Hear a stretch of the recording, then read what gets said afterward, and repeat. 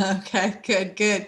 I think probably as we go around too, we go around the country, when we go around to all the stop administrators, we could probably share weather stories. I'm in Tallahassee, so it's not too bad here. It was in the 50s today and sunny. So I'm doing okay, even though I'm pretty far north.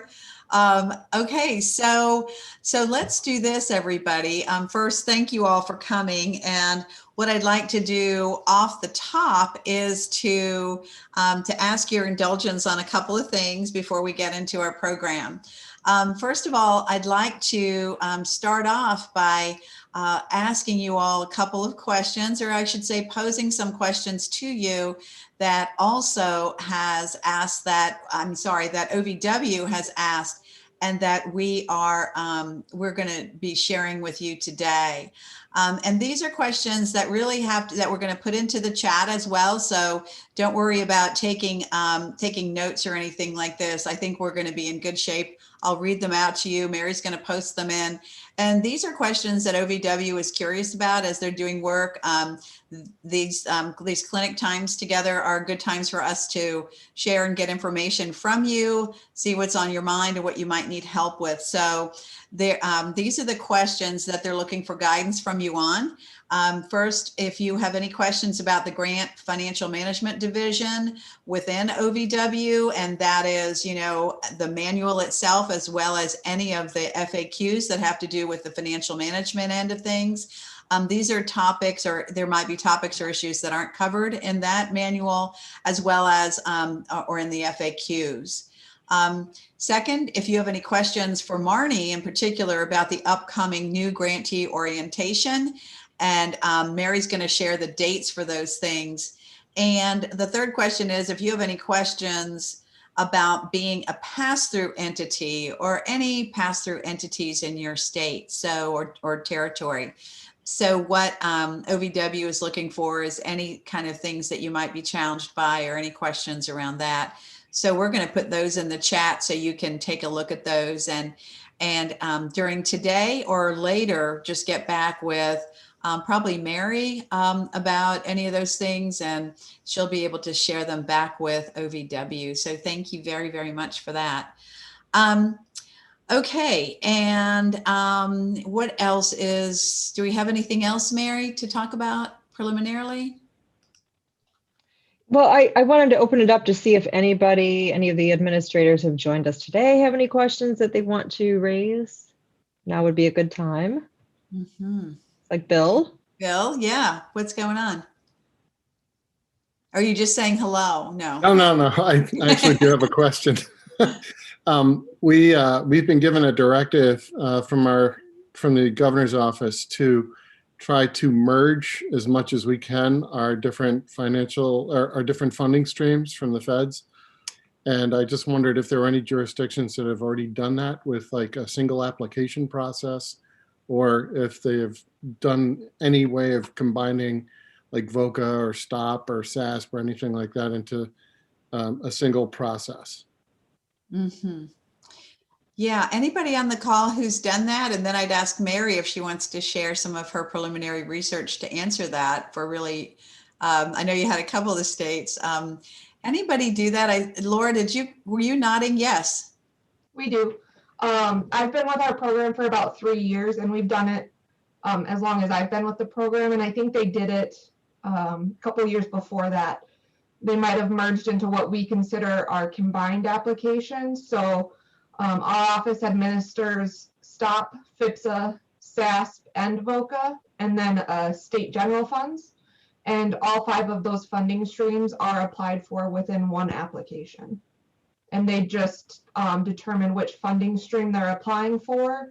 And then we utilize IntelliGrants, and so we've built kind of a walkthrough application of, if they're applying for this funding stream, then these questions will show. If they're applying for this one, then these ones will show it. But we've also got kind of a general use that all of the funding streams kind of ask about anyways. And so it's worked really well for us for a couple of years, because we've received applications too where we'll get maybe a SASP application and we'll say, oh, that's not quite in alignment with what SASP is. maybe you should think about VOCA, or that's not quite what this priority area is under one. And so we've been able to kind of help our programs in that way to use their funding a little better. So we've had a good success doing it that way. That's Okay. great to know. Would you mind if I reached out to you by email at some point and got some more details? Yeah, absolutely. I'll just put my email in the chat for you. Thank you.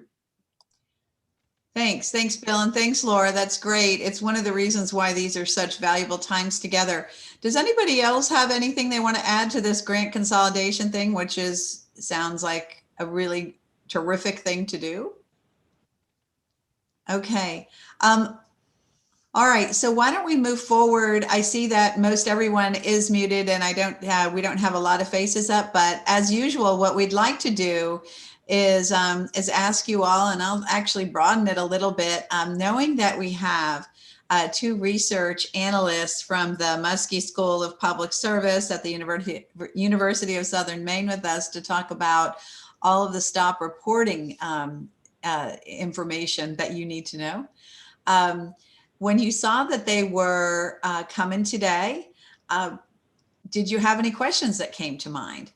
And so here's a question that how we should be reporting on LET training since this has changed since COVID in your state. Okay, great, great. So yeah, feel free to put your questions in the chat as well as to ask them when we go around. So let's do some quick intros for all of you and tell us what state you're in, what job you do, and if you have any questions for Tara and Hannah, whom I'll introduce in a sec. So Bill and Laura, you've already spoken, but would you like to add, starting with Laura, would you like to do anything more in terms of asking any questions? I see you've already asked that one question, so thank you. If I could expand on that, because we did receive that question directly from We Fund Our Coalition that does all of the law enforcement training at our statewide academy. And because of COVID, that academy went completely online for a number of months. They have now transitioned back to being in person at the academy, but the modules that were created under the law enforcement training will probably be utilized going forward.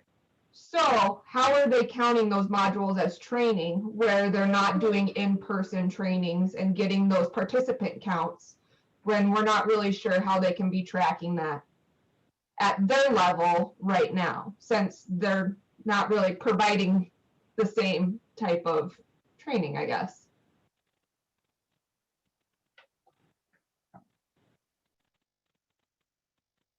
Thank you for adding that explanation of the question. That's a really good question. And Robin, should I answer that now? You're muted, Robin. I do that because sometimes I get interrupted here with my phones. But we're going to keep the questions. We're going to take note of the questions, and then I'm going to introduce you and Hannah, and you can incorporate them as you go and hear from everybody else in case there's some more that might be helpful. So thank you.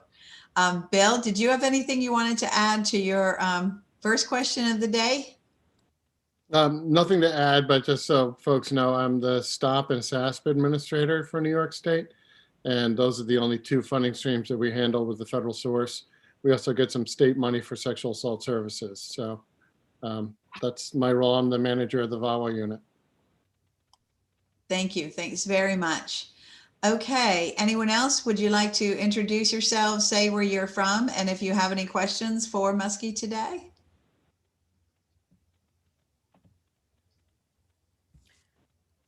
Hi, Hey, I'm Riley. Riley. I'm the Stop VAWA administrator for Colorado. I'm pretty new to the position, so a lot of it is just to hear what other people are asking. I guess one specific question I had is about the part on the CCR table. My grantees are a little inconsistent, is like some of them like include themselves on that table and other ones don't. So just wondering if there's guidance on if you include like yourself participating in those meetings. So that would be a question I have. Okay. All right, Riley. And you know how we go. As we go through this, you might have some more. So everybody should feel free to keep those in mind because we'll have a short presentation and then the opportunity to have some questions and back and forth as we go. Emily or Brian, Donald or Kim or Madison?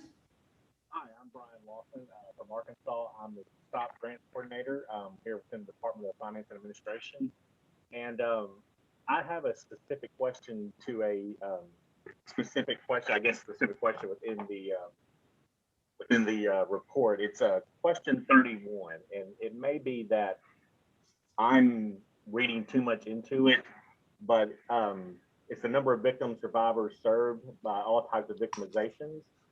And I guess it's wanting a breakdown of the additional victimization if somebody comes in with an additional victimization. And what I'm seeing on the reports that are given to me is that everybody who is reported as domestic violence in question 29 is also being counted as domestic violence as their additional victimization in that question. So I'm concerned that they may be doing that wrong, but I want to verify that before I try to go out and correct them because I'm fairly new to this process as well. So sorry for that long drawn out question. No, that's fine. That's all really good. Actually, being specific can be very helpful. Thank you, Brian. Okay, anyone else? You want to just introduce yourself, even if you don't have a question, just tell us who you are and where you're from. Hi, this is Donald Stout. Can y'all hear me? Yes. Hi, I'm from Texas. I'm the associate administrator for our victim services team. So we handle STOP, SASP, and VOCA. And so I don't have any questions right now, but just listening in and learning what I can today. Okay, Donald, thank you. Okay. Madison, Emily, Kim? This And is Kim. This is Kim Lambert from Indiana. I'm the administrator for STOP, SASP, VOCA, and FIPSA. And I don't have any questions right now. Okay. All right. Thank you. This is Emily for the state of Arizona. I am the STOP administrator. Okay, Emily, welcome again. Brian or whoever is 651-324. Hi, yeah, that's me. My name is Nicole Stallman. I'm a forensic nursing specialist with the International Association of Forensic Nurses, and I work specifically under the Medical Forensic Exam Payment Grant, and I'm certainly a guest on your calls, but hoping to hear and learn from you all. So I don't necessarily have any questions, more so to listen in, but I also highlight the payment resources that I have available for you guys, which are housed at safeta.org. So thank you. Okay, that's great, Nicole. And if you wouldn't mind, could you put that into the chat there? Or if anyone has that from also to put it into the chat, so we'll have that. It's great to have other national TA providers on these calls. Thank you for joining. Yeah, thank you. Okay, you bet. All right, anyone else? Okay, Madison, I don't know that we've heard from you. And there may be technical issues, so that happens sometimes. So if you want to chat in, that's great, but welcome to everybody then. All right, so I would like to now just formally thank and welcome Tara Wheeler and Hannah Brittlinger into the STOP TA Clinic today to help us out and to answer not just those questions, but probably more that are going to be generated. When we did our prep to start this, to prepare for today, one of the things that I learned was that recently they had a very informative webinar last week with over 70 STOP administrators and others who attended. And my first reaction was, oh no, this is going to be a repeat. And then it's like, no, this is going to be a time for everybody to follow up on that, to be thoughtful about what happened on that. And you know how it is. You hear something for the first time and you scratch your head and then you go to try to do it. And you want to make sure you've got it right, or you want further elaboration. So you all are really great to be on the call today so that we can elaborate further, Hannah and Tara, with what you taught last week. and that we can really get down to some issues that individuals might be having, and also to have the casual back and forth that doesn't happen when you're on a formal webinar. So, so Hannah and Tara, welcome. Thank you again so much for being here today. And I'm going to turn it over to you so you can do a little bit of intro and background for yourselves and your work. And then let's take it from there. Thank you, Robin. And thank you for having us come for your TA clinic. It's a great opportunity for us to put some faces to some names, but also connect on a deeper level and get into the nitty-gritty potentially about the reporting requirements. My name is Hannah Brittlinger, and I'm a research analyst at the Muskie School. I work primarily on the Violence Against Women Act Measuring Effectiveness Initiative. And so that's the technical assistance project that is funded through OVW that Tara and I work under to provide technical assistance to all VAWA grantees, as well as support OVW in tracking and measuring the work that all grantees are doing across the country and the territories. And so I focus primarily on justice policy projects within the Cutler Institute, or excuse me, the Muskie School. But again, I have been working for 5 years for VAWA MEI, and it's been a great learning experience, and I'm learning new things every day, that's for sure. So I don't know if Tara, you want to give a little overview of who you are right now? Yeah, sure. And yeah, hi, I'm Tara Wheeler, and I'm also a research analyst at the Muskie School. And I've been working on this project for about 7 years, the VAWA MEI project, since I began. And I've been working with STOP administrators on the STOP program for about 6 of those years. I've gone to many NGOs, so you might have seen me before some of the STOP NGOs. And I personally work with a lot of STOP administrators on submitting your reports to us. So in a couple of weeks, you guys will get an email from me just saying that, hey, here's the instructions for how you submit your reports. And so please feel free to reach out if you have any questions. And yeah, I'll give it back to you, and I'm going to put my email in the chat. Thanks, Tara. Yeah, so what we do at VAWA MEI is provide assistance to grantees in submitting their reports, but also provide support to OVW in reporting. And we do that in a couple different ways, but primarily we will take a good chunk of our time and we will review all of the data that gets submitted by the formula subgrantees, but then also all of the discretionary grantees.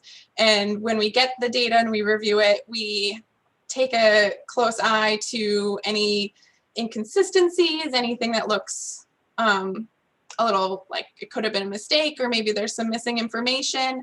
And when we go through that process, we might reach out to administrators to ask them for more information, for some clarity. And when we do that, we'll send you an email with a couple attachments with our questions and guidance around what we're hoping for. And so we're really just, when we reach out, we're wanting to collect a little bit more information and make sure that the data is reported as accurately as possible so that we can show all of the wonderful things that your subgrantees are able to do in their communities with these funds. So if you see an email from the Muskie School, whether it be me or one of our many colleagues, don't be alarmed. We're not OVW, we're not or grant monitors or anything like that. We're just hoping that we can get to the bottom of what's being reported so we can report on it accurately. And like was mentioned previously, and hopefully most of you were able to attend the webinar last week, our colleague Casey Benner and I went through some general overview of the process, as well as walked through the administrators form and did some brief overview of the subgrantee form. As you all are aware, I'm sure it's a lot of information to go through. And as we're spending more and more time on the computer, it's challenging to sit through a 2-hour webinar. So we try to cram it all in that hour and a half, which is just really challenging to do. And so on our website, which Tara will pull up momentarily, there are some great resources there. We have training recordings, we have the forms, we have instructions, we have a guide that Tara will highlight as well. And so we would really like to encourage you to access the website for any of those additional supportive materials. A couple of things that I want to highlight about the webinar that we talked about last week was the submission of the forms. And so the administrator's report should be downloaded from our website and filled out and validated and then submitted in your Just Grants account. And so that will be different from previous reporting periods, but it will be through your Just Grants account. So if you have not been in there recently or at all, I highly recommend that you do. We've been hearing from a number of grantees, specifically on the discretionary side, but having some hiccups. And so if you can get in there sooner rather than later, it would probably provide you with some ease. And as Tara mentioned, then for the sub-grantee reports, she will be reaching out in the next couple of weeks for instructions on how to submit those to us. And there should be more information in that email once it gets sent out.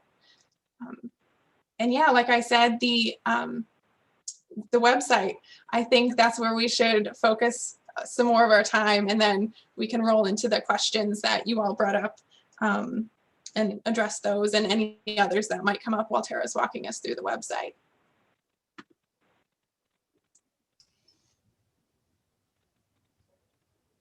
Okay, hold on just one second. I am going to just put a link into the web, into the chat. This is Just Grants training resources page. That link I just put in, so that might be helpful. So yes, I am going to now walk everybody through the website. So let me share my screen.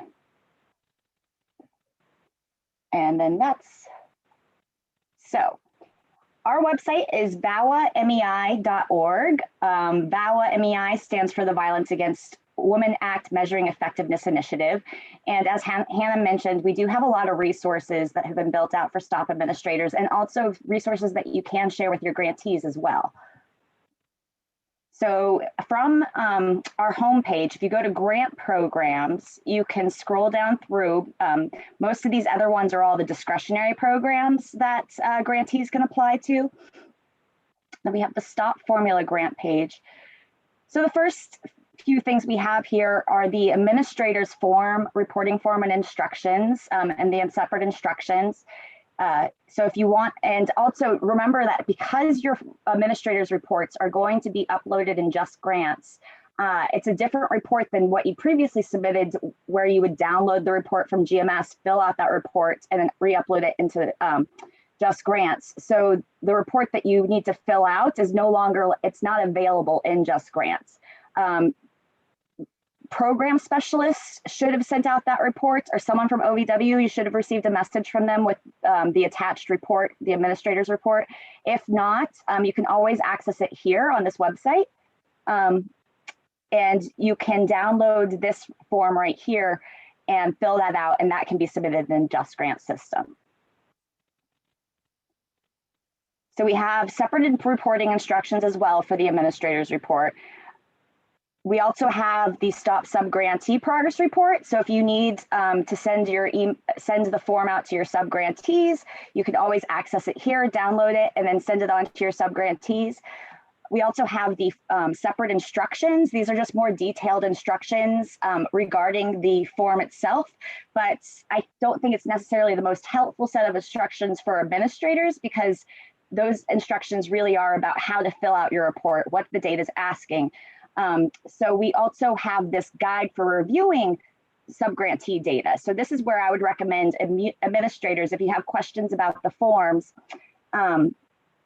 or how you should review the forms, this guide is going to be really helpful. And we'll go into that a little bit more detailed in a couple minutes, but I'm just pointing it out here because this is designed, this guide is designed to to help administrators as they're looking through the form to see what might be potentially misreported from subgrantees. So we also have training materials. So we have two, these are webinar materials, but we also have videos.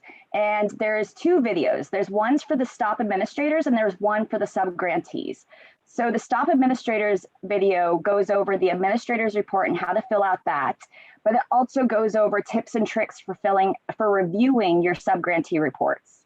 And it highlights areas that you should look at, when reviewing those reports. Whereas the subgrantee training video is really directed about how to fill out that report, how to fill out this, and report those activities, those STOP grant funded activities.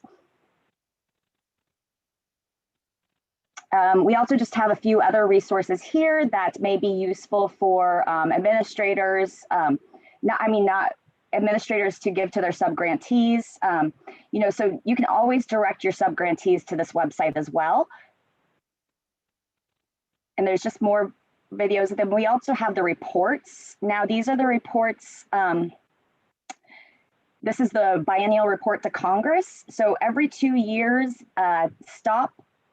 every 2 years, the Department of Justice is required to submit a report to the legislature. So that report is required in law.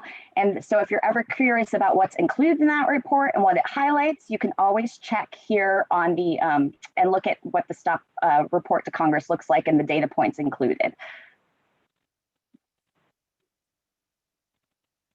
So now that I've gone through some of the resources, I'm going to jump to, where is it? It's back up here, the guide for reviewing subgrantee data. I also want to note that I'm going to answer these questions after I go through this guide, the questions that I have written down so far. So those will be answered in just a few minutes. So here is this guide for for reviewing subgrantee reports. And as it mentions, the aim is to support administrators as they complete the review of the subgrantee reports. And so part of the goal of this guide is that, to really help you guys review the subgrantee reports, but also to help with the data, and that we'll be asking less questions of you.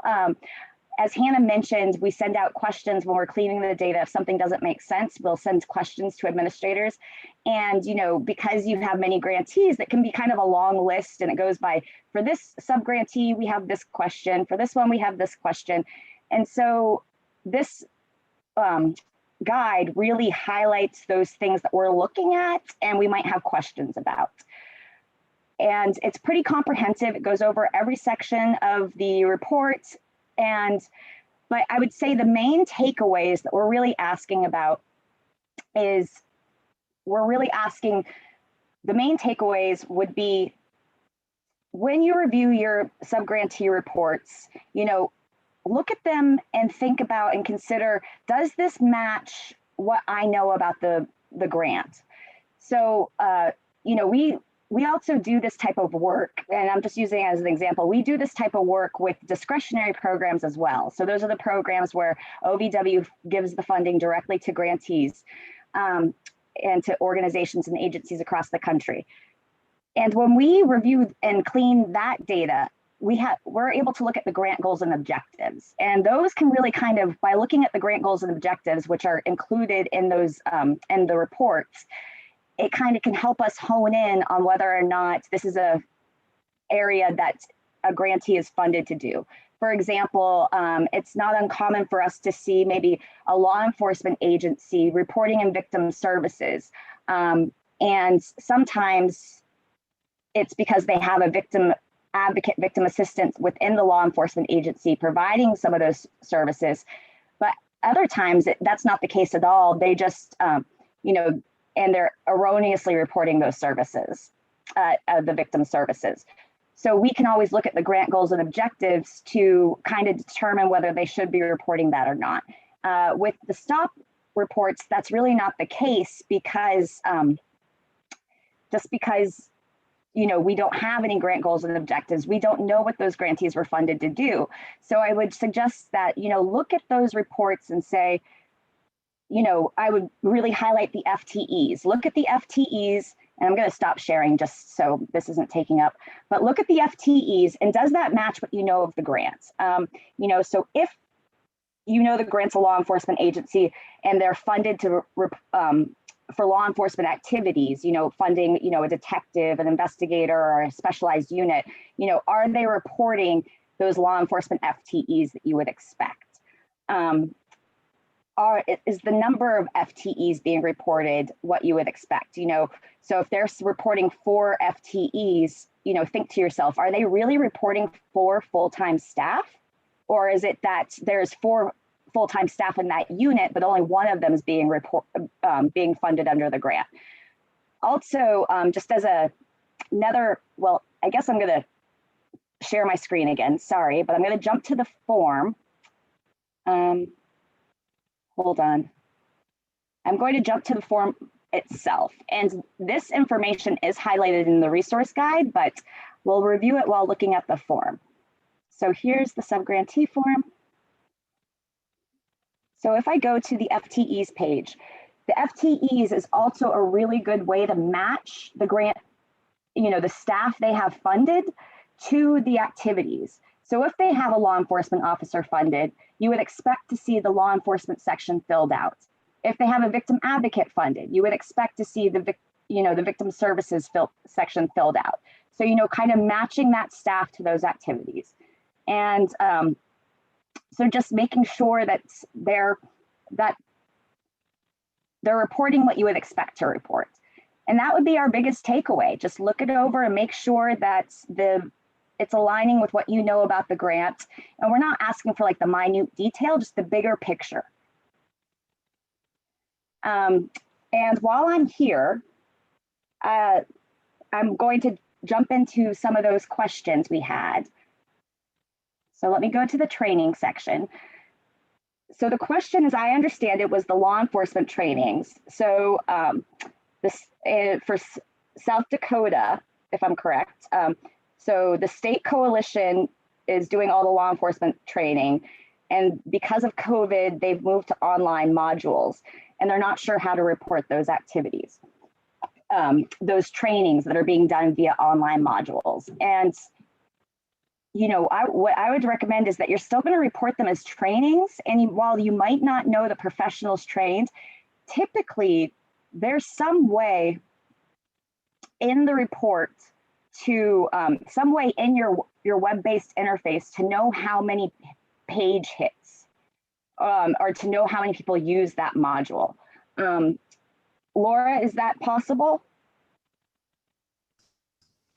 I have to clarify with them. They had just sent it to us in an email that it's a pre-recorded module. At this point, they've been given 2 hours of live time on Zoom and 4 hours of in-person with each class. And they just don't know how to count that because they don't necessarily know how many individuals are watching from remote locations. Oh, yeah. So typically what we, just by looking at the number of Zoom guests in the room, somehow where they can come up with a fairly accurate estimate of, or just, sorry, a fairly accurate estimate. I would say estimate to the best of their ability. Well, Hannah? Yeah, I just want to, because of everything that was happening with COVID, a lot of the guidance we were receiving from OVW about reporting, numerical data across the form was having adequate source documentation to back those numbers up. And so a lot of the guidance that I've been giving to grantees is if there's a way to track adequately how many people attended, then I would recommend adding that data into, the boxes. And if they know who roughly represents, like if it's mostly law enforcement, reporting them in law enforcement, and then describing it in the narrative, how they kept track of all of that data, so that you as the administrator can have a sense of how they arrived at that number, but then also we have a sense of how they were able to report on it.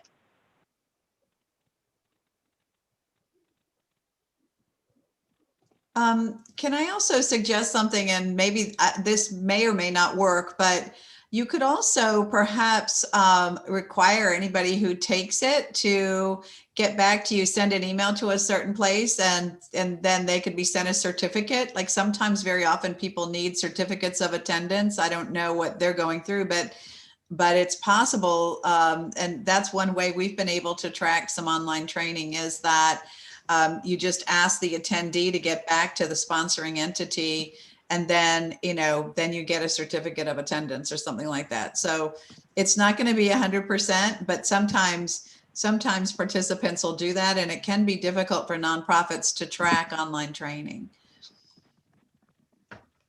What do you think? Right. This is something we have to do as well, and it also has to do, and it can be difficult to track this. And we were just, I would say just use the best judgments and the best available data they have. So whether or not that is by looking at the count of people and the number of participants in the Zoom room, even though sometimes participants can be doubly logged because they've called in separately without going through the Zoom call-in feature. So that still just go by the number of participants. That's what we do for our webinars, which has the same difficulties. And if they can find page hits to report those page hits, to report the number of new page hits for the 1 year reporting period. But also if they don't have that data easily accessible, then just discuss it in the narrative, so have them complete some of the training section, and in the narrative say, hey, we couldn't get this data right now, we'll work on it in the future.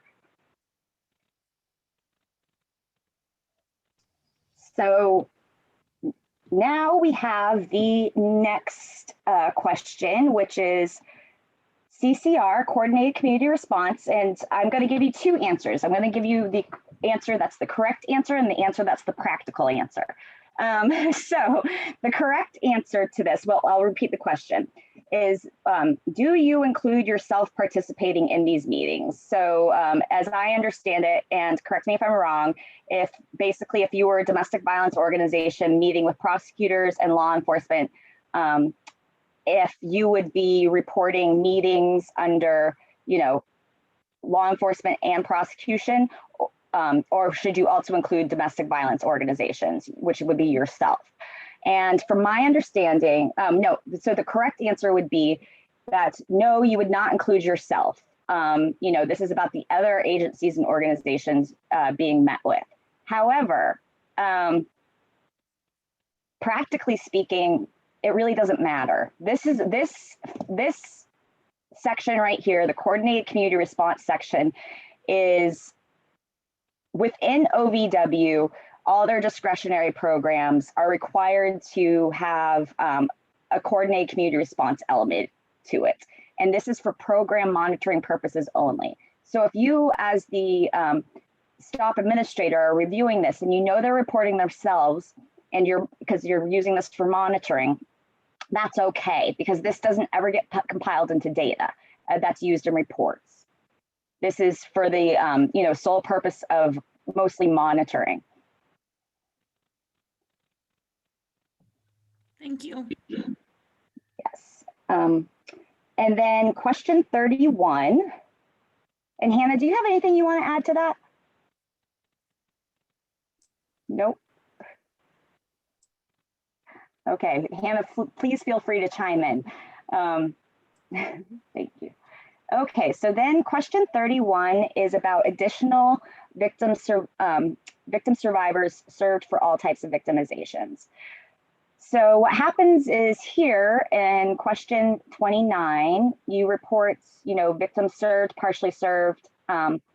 You report your victim served, partially served, and not served, and under presenting victimization of whether or not it's sexual assault, domestic violence, stalking, and whatever is reported here So say that we had 30, I'm not sure, since I'm using this in, oh, it does. So did you see that automatically update? So say we had 30 domestic violence, dating violence victims served during the current reporting period. They're automatically going to be reported here as domestic violence, domestic violence. And this is because, you know, by the logic of the form, we know that presenting victim survivors, there were, you know, 30 presenting victim survivors, and they were domestic violence victims. It's just basically the reason we built it this way, and Hannah was with me when we built this. Me and Hannah actually worked on this form, and like we're constantly working on the validations. So was that people wouldn't try to fill that in further, and it would just be the core number of, you know, how many of the victims you reported above for that particular victimization type. And that was kind of our safeguard to not trying to report further. Yeah, I think that was it, a safety measure, and it is confusing to have it being populated like that. It's a very interesting setup for a question. I just want to make sure that they weren't being double counted in any way possible. I just want to make sure. But now that I see that it's filled out automatically, that does kind of give me a little relief. And to the point of whether or not, if someone is both stalked and a victim of domestic and sexual or domestic violence, say, and is also being stalked by her abuser, does that go into the DV category? So that's a great question. So if that was the case, you would have another one right here. You would report somebody in stalking as well. So, but in this question, you're limited to just one primary victimization type. Well, the presenting victimization type, and that's going to be the reason they sought services. And if there's two reasons, you have to just pick the one that feeds it, that best supports it. And here's where you can also do those additional presenting victimizations. And that was, this question was added at the request of many, many grantees. They felt like that was getting that these forms weren't capturing how complex serving victims could be.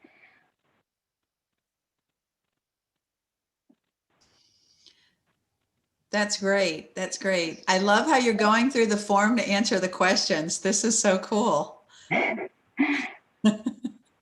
I really like doing things via Zoom. Zoom is so much easier, and Adobe Connect, which is what a lot of TA providers use for their for like the presenting of PowerPoints.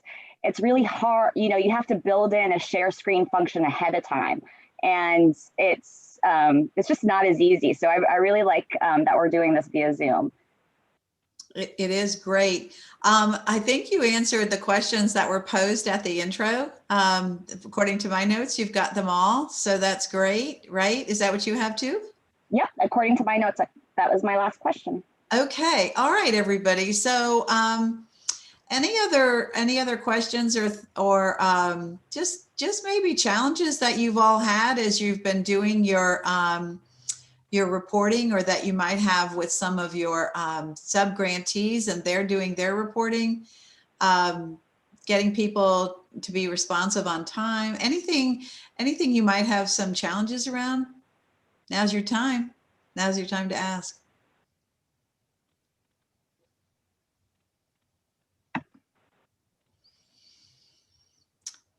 So one of the things that I just wanted to highlight too, that you were talking about earlier, Hannah, when you started is when you were talking, I think you were talking about FTEs and some of the challenges there.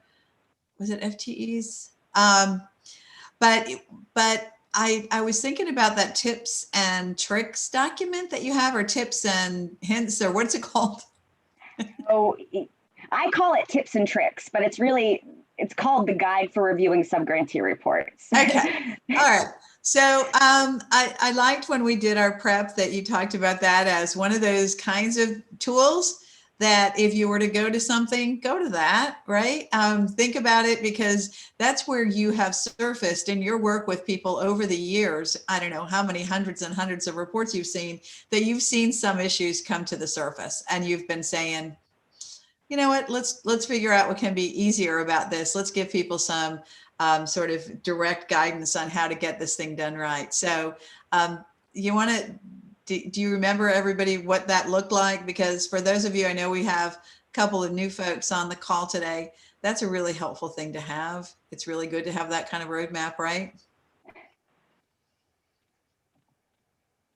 Absolutely. I'm also going to put a link for it right in the document, right in the chat. I beat you And I to want it. to. Wait, what? I said I beat you to it. I put the awesome. link into the document. Great. That's a sign that you've been working together for a long time. You just anticipate the needs and you get them in there. So that's great. And you know, I want to also add that to say thank you to also for the work they've done supporting administrators, because this document came out of the collaboration we started with Mayasar previously, because she asked if we could do a co-webinar with administrators on tips and tricks for reviewing the subgrantee report. So because I think she'd been getting that question and saying, oh, it would be really great to have this as a resource. So we did a webinar and it went so well, we were like, let's make a document for this. Okay, great, great. And that's something to keep handy, right? And go back to it. And you both are so terrific and accessible. I know that anybody who needs additional help could also go back to you on further getting things explained. And what else? Really quickly, the document is also available on our website, our new website, stopgrants.org. It's in our resource library. Okay, great, great. Yeah. And then just mentioning that, let me also just let you all know that, speaking of your website, that our second program this month, our February the 22 is our next clinic date. So on that one, Courtney, Mary, and maybe others from also are going to talk a little bit about the new website, going to talk about some of the online training. Would you all like to do a little commercial for that? I think you just did, but yeah, that's pretty much it. And, you know, and we can talk generally too and take questions, but yeah, it's just an opportunity to kind of poke around and see what we have for you on the website and what's coming in the very near future as well. Yeah, and it might be a good thing just for you all to think about this too, that between now and then, if you do want to go on the website, noodle around, see what you might be looking for yourself, see if it's there, see if, you know, you might need help finding something. So yeah, definitely between now and then, go through and kind of see what's there. It's a terrific, I think it's a terrific website. So you did a great job on that. And then you'll be talking about some training, some newly developed training programs online. Yep, that's right. Well, we just released our new e-learning course about a week and a half ago, and we have 3 workshops that are available. The recordings are available on our website as well. So, yep, there's those things, and then more to come. Okay, great. All right, and then after that, we just got confirmation today as well that Marnie Shields from OVW, we will have another one of our Ask Marnie sessions on March 8th. So that's always, the last one she did was great. I loved how she really did kind of a deep dive on several of the sexual assault issues that were part of the STOP grant program, and she's really got a great wealth of knowledge, depth of knowledge about the issues, both substantive and just day to day that you all are facing. So March 8th will feature Marnie again. Okay, I want to kind of, we finished all the commercials, so let me go back to Hannah and Tara for a moment and just say to both of you, do you have anything you want to do to close us out? Any other, and also meanwhile, does anybody have any questions? But first back to Hannah and Tara. Any other things you want to mention before we close out today? Not particularly. I would like to say thank you for inviting us to come today. It's a great opportunity, and don't hesitate to reach out to us, Tara or I or our colleague Casey or really anybody on our team. This is what we're funded to do, is to support you all in your reporting requirements. And so it's a highlight of my day when I get to talk to administrators or grantees on the phone and help them answer their questions and handle these really long and cumbersome reports. So please don't hesitate to reach out.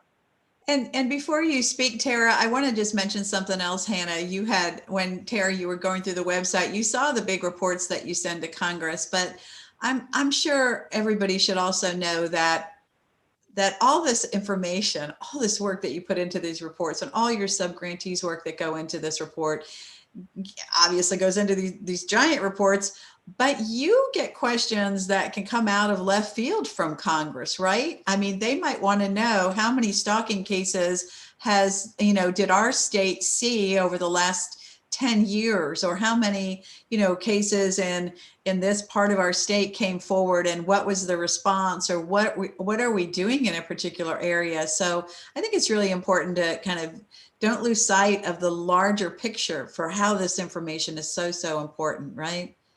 Oh, absolutely.